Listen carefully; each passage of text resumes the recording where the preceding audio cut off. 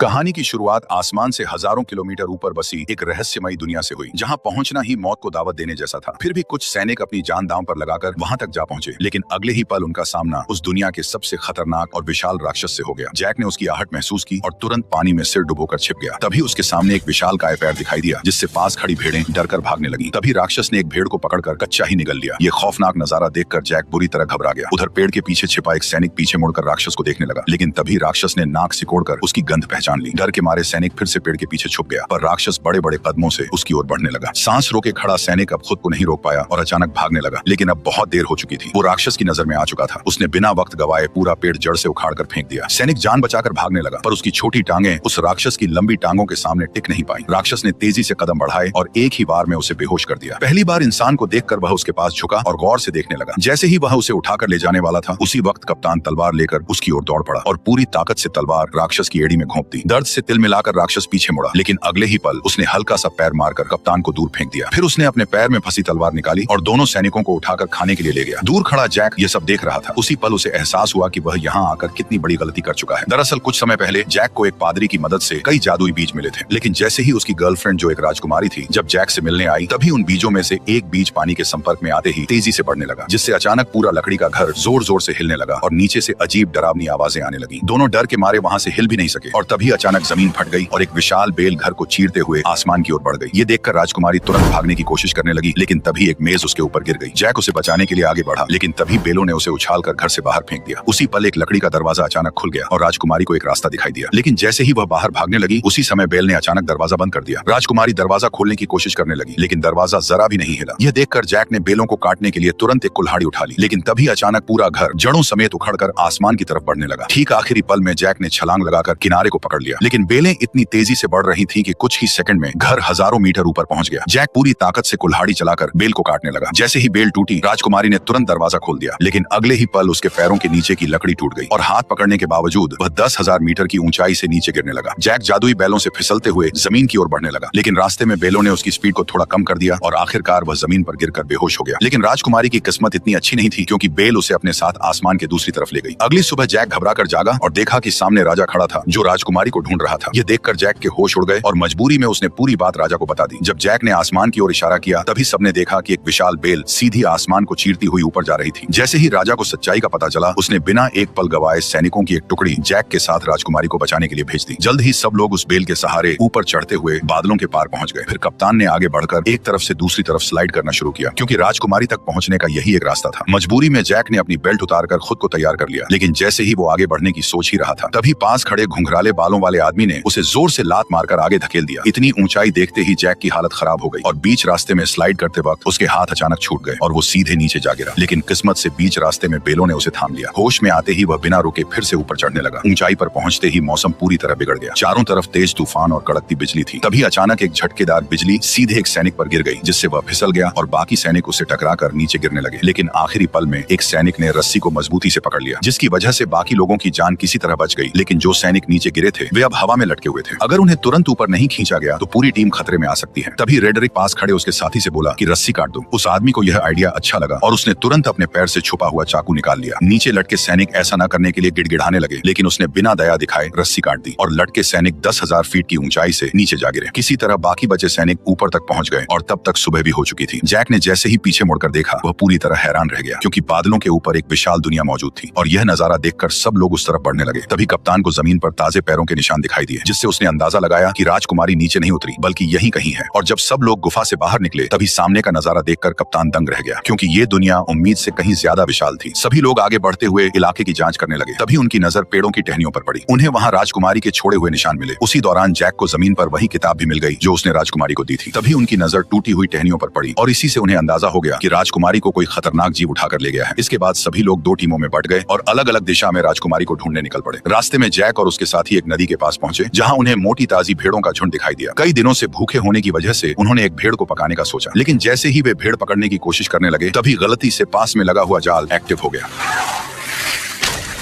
Jack ने तुरंत अपना चाकू निकाला और पूरी ताकत से जाल काटने लगा। उधर कप्तान भी रस्सी काटने की कोशिश कर रहा था, लेकिन तभी उसकी नजर एक अजीब चीज पर पड़ी। पास के सारे कौवे अचानक घबरा कर उड़ गए और सारी भेड़ें भी एक साथ दूसरी दिशा में भागने लगी। कप्तान को कुछ शक हुआ, पर वो फिर भी रस्सी काटता रहा और जैसे तैसे वे दोनों जाल से निकल आए। लेकिन तभी जंगल से डरावनी आवाज गूंज उठी और उसी पल एक विशालकाय दानव उनके सामने आया और दोनों सैनिकों को पकड़कर अपने साथ ले गया। जैक चुपचाप दानव के पीछे पीछे चलने लगा ताकि सही मौका मिलते ही उस साथियों के साथ राजकुमारी को भी बचा सके। दूसरी तरफ रेडरिक दोनों सैनिकों के साथ एक चट्टान के किनारे पर पहुंच गया। गंजे आदमी को लगा कि इस तरह ढूंढते रहना बेकार है और वह कोई दूसरा रास्ता खोजने के लिए आगे बढ़ने लगा। लेकिन तभी रेडरिक ने अपनी चाल चल दी। अरे देखो, वो रही इज़ाबेल। जैसे ही गंजा आदमी वापस मुड़कर चट्टान के पास आया, तभी रेडरिक ने मौके का फायदा उठाकर उसे सीधे गहरी खाई में धक्का दे दिया।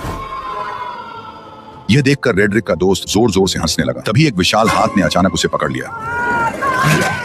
ठीक उसी पल पीछे से एक और पहाड़ जितना बड़ा दानव उसके सामने आ गया। रेडरिक डर के मारे वहीं जमीन पर गिर पड़ा और जल्दी जल्दी अपने बैग में कुछ ढूंढने लगा। लेकिन जैसे ही दानव उसे पकड़ने के लिए हाथ बढ़ाने लगा, ठीक उसी पल रेडरिक ने एक चमकता हुआ ताज बाहर निकाल लिया। ताज को देखते ही दानव वहीं रुक गए, मानो किसी अदृश्य ताकत ने उन्हें जकड़ लिया हो। दरअसल ये एक जादुई ताज था, जिसके हाथ में भी ये शक्तिशाली ताज होता, दानव उसकी हर बात मानने को मजबूर हो जाते। उधर जैक दानव का पीछा करते करते उनके ठिकाने तक पहुंच गया और वहां का नजारा देखकर वह हैरान रह गया, क्योंकि चारों तरफ खूबसूरत झरने और ऊंचे ऊंचे पहाड़ थे जो किसी स्वर्ग से कम नहीं लग रहे थे। वहीं पर दो सिर वाला दानव राजकुमारी को एक पिंजरे में कैद किए हुए था। फिर वह उसे बाकी दानवों के पास ले गया, जहां सारे दानव इकट्ठा होकर उसकी तरफ देखने लगे। तभी वो दानव भी लौट आया जिसने कप्तान और उस मोटे सैनिक को पकड़ा था। उसने उन दोनों को लाकर पिंजरे के पास फेंक दिया। यह देखकर दो सिर वाले दानव को शक हुआ कि शायद और भी इंसान यहाँ मौजूद हैं। इसलिए उसने जमीन पर पड़े एक मोटे सैनिक को पकड़ लिया और उसकी गर्दन मरोड़कर उसे जिंदा ही निगल लिया। इसके बाद दानव ने उसके कवच को बाहर थूक दिया, पर जैसे ही वो दानव कप्तान को धमकी देने लगा कि वह राजकुमारी को भी खा जाएगा, तभी पास से एक आवाज आई जिसने सबका ध्यान अपनी तरफ खींच लिया। दरअसल वो आवाज किसी और की नहीं, बल्कि उसी गद्दार रेडरिक की थी। उसके सिर पर पहने ताज को देखते ही बाकी सभी दानव तुरंत घुटनों के बल झुक गए और उसी पल उसका असली प्लान सबके सामने आ गया। वह सीधे दो सिर वाले दानव के सामने गया और उसे घुटनों पर आने का हुक्म दिया। उसके सिर पर ताज देखकर दो सिर वाला दानव मजबूरी में झुक गया और फिर रेडरिक उसके चेहरे पर पैर रखकर धीरे धीरे चलते हुए सिंहासन की ओर बढ़ गया और उसी पल से रेडरिक दानवों की दुनिया का नया राजा बन गया। उसने इंसानों पर हमला कर पूरी दुनिया जीतने का ऐलान कर दिया। उसकी बातें सुनकर दानव सेना बहुत ज्यादा खुश हो गई, पर दो सिर वाले दानव के दिमाग में कुछ और ही चल रहा था। उधर दानव ने कप्तान को पकाने के लिए उठाकर सीधे चिपचिपे आटे पर फेंक दिया। वह जितना छटपटाया उतना ही उसमें फंसता चला गया। तभी दानव आगे बढ़ा और उसने कप्तान के ऊपर मुट्ठी भर आटा पटक दिया। इसके बाद दानव ने बड़ी ही घिनौनी हरकत की।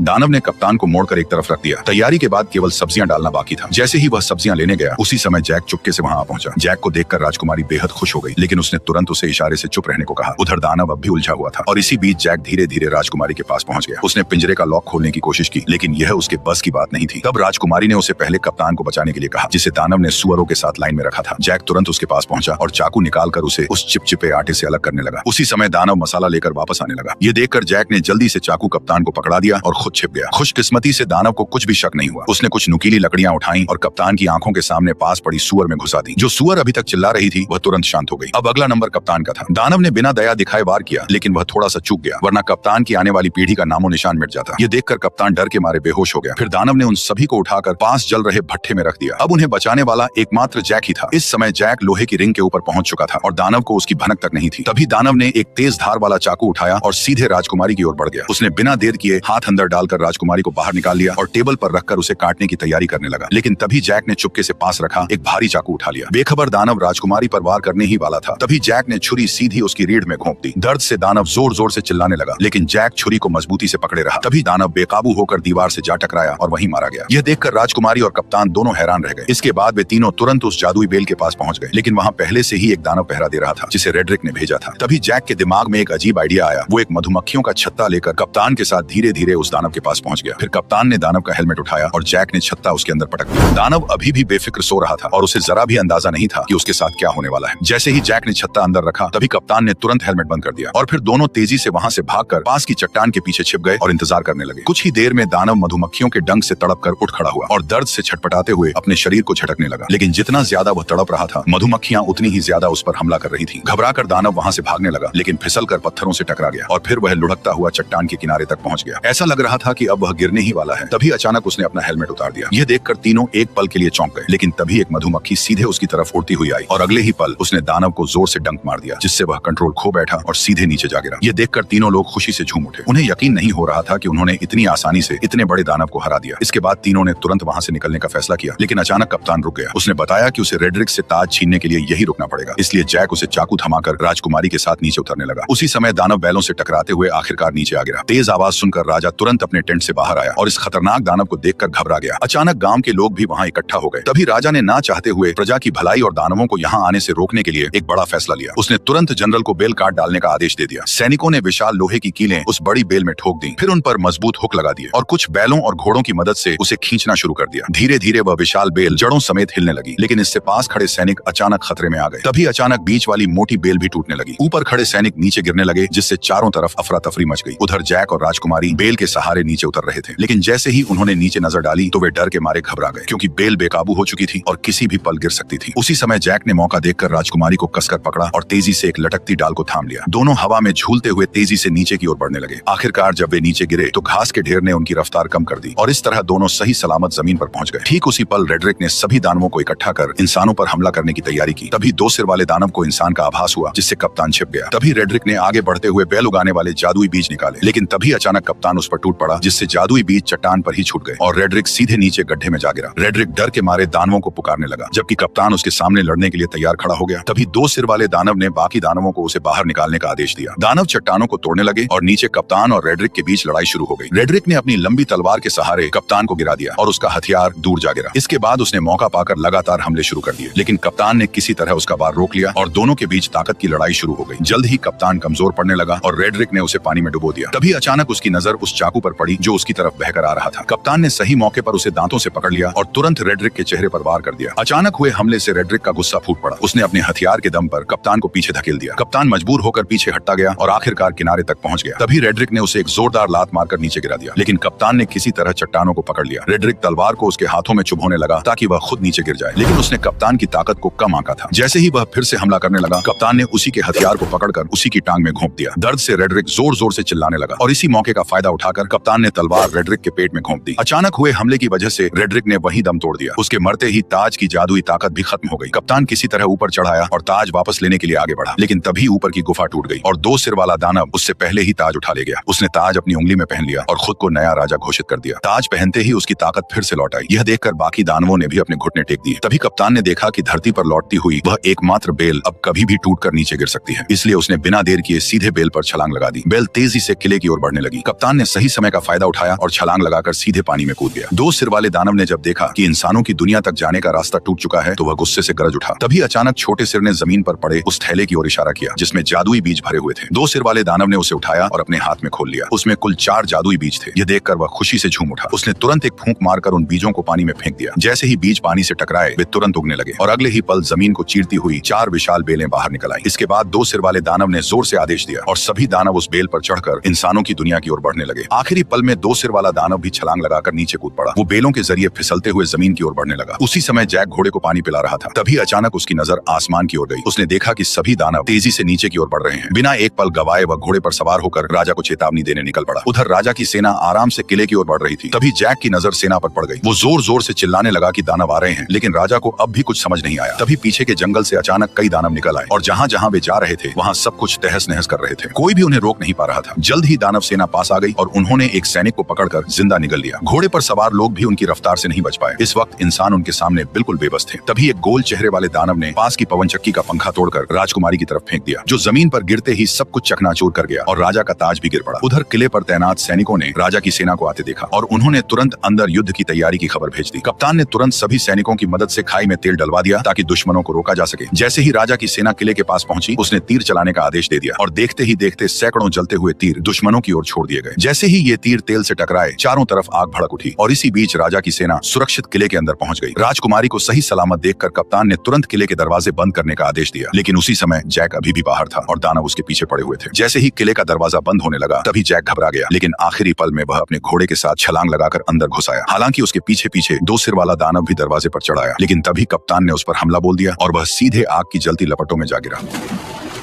जल्द ही आग ने उसे पूरी तरह घेर लिया, लेकिन हैरानी की बात यह थी कि उसके अपने लोग भी उसे बचाने नहीं आए, बल्कि बस खड़े खड़े उसे जलते हुए देखते रहे। उधर लोग अभी आपस में बात ही कर रहे थे कि अचानक आसमान से एक बड़ा लोहे का घंटा तेजी से किले की ओर आया। उसने दीवार को ध्वस्त कर दिया और सीधे नीचे जा गिरा। इससे पहले कि कोई कुछ समझ पाता, अचानक युद्ध का बिगुल बज उठा। तभी दो बड़े लोहे के हुक किले के दरवाजे की तरफ फेंके गए, जिन्हें दानव मजबूती से खींचने लगे। तभी इंसानों और दानवों के बीच खींचतान शुरू हो गई। असल में यह सब गोल चेहरे वाले दानव का प्लान था, जिसने और ज्यादा दानवों को बुलाकर किले के दरवाजे को तोड़ने का आदेश दिया। अंदर का माहौल पूरी तरह अफरा तफरी में बदल गया। राजकुमारी जैक को लेकर किले के अंदर की तरफ भागी। उधर बूढ़े राजा ने सभी सैनिकों को आदेश दिया कि वे दानवों को रोकने के लिए क्रॉसबो का इस्तेमाल करें। जल्द ही और भी दानव आ गए और उन्होंने पूरी ताकत से खींचना शुरू कर दिया। तभी कप्तान के आदेश पर सैनिकों ने कई सारे क्रॉसबो छोड़ दिए, जो सीधे लकड़ी के दरवाजे पर जा लगे। सटीक निशाना लगते ही सैनिक तुरंत क्रॉसबो गाड़ियों को पीछे खींचने लगे। किले की सेना टुकड़ियों में बट गई और राजा भी मदद के लिए आ गया। वो कप्तान से दानवों की कमजोरी पूछ ही रहा था कि तभी आसमान से एक जलता हुआ पेड़ गिरा, जिसने सैनिकों को अलग अलग बिखेर दिया। अगले ही पल कई सारे जलते हुए पेड़ सैनिकों के ऊपर गिरने लगे, जिससे उनकी पकड़ ढीली होने लगी। ऐसा लग रहा था जैसे दरवाजा जल्द ही टूट जाएगा। तभी राजकुमारी जैक को लेकर किले के अंदर पहुंची, लेकिन अचानक एक भारी दहाड़ और जमीन में उठती दरारों ने उनका ध्यान खींच लिया। डर के मारे दोनों पीछे हट गए और कुछ पत्थर ऊपर की ओर उड़ने लगे। नीचे से अचानक दो विशाल हाथ बाहर निकले। ये वही दो सिर वाला दानव था जो पहले आग में गिरने के बावजूद बच गया था, क्योंकि पानी के नीचे होने की वजह से आग उसका कुछ नहीं बिगाड़ पाई और वह सीवर के रास्ते से चुपचाप किले के अंदर तक घुस आया। अचानक उसे राजकुमारी की शाही गंध महसूस हुई। जैक ने डरते हुए कंबल खोला और देखा कि दानव की अभी तक पर नजर नहीं पड़ी है। लेकिन तभी गुस्से में दानव ने पास रखा शीशा तोड़ दिया। घबराहट में कंबल में छिपे दोनों लोग कांपने लगे, लेकिन दानव ने सीधे ऊपर से उन्हें देख लिया। जैक पूरी ताकत लगाकर तुरंत राजकुमारी को पकड़कर भागा, लेकिन दानव लगातार उनका पीछा करने लगा। कोई रास्ता न होने की वजह से दोनों मजबूरी में दूसरी मंजिल की ओर भागे। वे कदमों को रोकने की हिम्मत भी नहीं कर रहे थे, लेकिन अचानक एक हाथ साइड से बाहर निकला और राजकुमारी को पकड़ लिया। जैक ने पास में रखी कुल्हाड़ी उठाई और बिना देर किए सीधे उस पर हमला कर दिया, लेकिन दानव ने दूसरे हाथ से उसे पकड़ लिया। छोटा सिर जैक का मजाक उड़ाने लगा। तभी जैक ने गुस्से में सीधे कुल्हाड़ी मारकर उसका हेलमेट तोड़ दिया। गुस्से में दानव ने अपना बड़ा मुंह खोल लिया। तभी जैक ने लॉकेट में छिपा हुआ जादुई बीज निकाला और सीधे उसके मुंह में फेंक दिया। जादुई बीज सीधे उसके पेट में चला गया, जिससे दो सिर वाले दानव को अचानक कुछ गड़बड़ महसूस हुई और उसने तुरंत दोनों को जमीन पर पटक दिया। तभी अचानक एक बेल उसके शरीर से बाहर आई और दोनों डर के मारे पीछे हट गए। अचानक कई सारी बेलें पूरी रफ्तार से उसके शरीर को चीरते हुए बाहर निकल आई, जिससे हॉल पूरी तरह से तबाह हो गया। अचानक राजा का मुकुट पहना हुआ हाथ भी जैक के पास गिर गया। उधर बाहरी सैनिक अभी भी दानवों को रोकने में लगे हुए थे, लेकिन गोल मुंह वाले दानव की एक आवाज पर सभी दानव धीरे धीरे पीछे बढ़े और सैनिकों को एक एक कर गिराते चले गए। किले का दरवाजा धीरे धीरे खुल गया। कप्तान ने तुरंत सैनिकों से लोहे का दरवाजा बंद करने को कहा। ठीक उसी पल गोल मुंह वाला दानव अपने साथियों के साथ धुंध से धीरे धीरे बाहर आया, लेकिन लोहे का दरवाजा उसे ज्यादा देर तक रोक नहीं पाया और उसने एक ही झटके में दरवाजे को तोड़ दिया। तभी वो दानव अपने साथियों के साथ किले के अंदर घुस गया। वहां खड़े टेस्टी सैनिकों को देखकर वे बेहद खुश हुए। दानव हमला करने ही वाले थे कि पीछे से अचानक आवाज आई और सभी दानवों का ध्यान उस आवाज पर चला गया। दानव ने भीड़ में ध्यान से देखा और अचानक उसने अपना हथियार छोड़ दिया। ये देखकर बाकी दानव भी हथियार छोड़कर सभी इंसानों के सामने घुटनों के बल बैठ गए। कप्तान यह नजारा देखकर चौंक गया। तभी अचानक जैक मुकुट लेकर आगे आया और उसने तुरंत सभी दानवों को वापस उनकी दुनिया में लौट जाने का हुक्म दे दिया।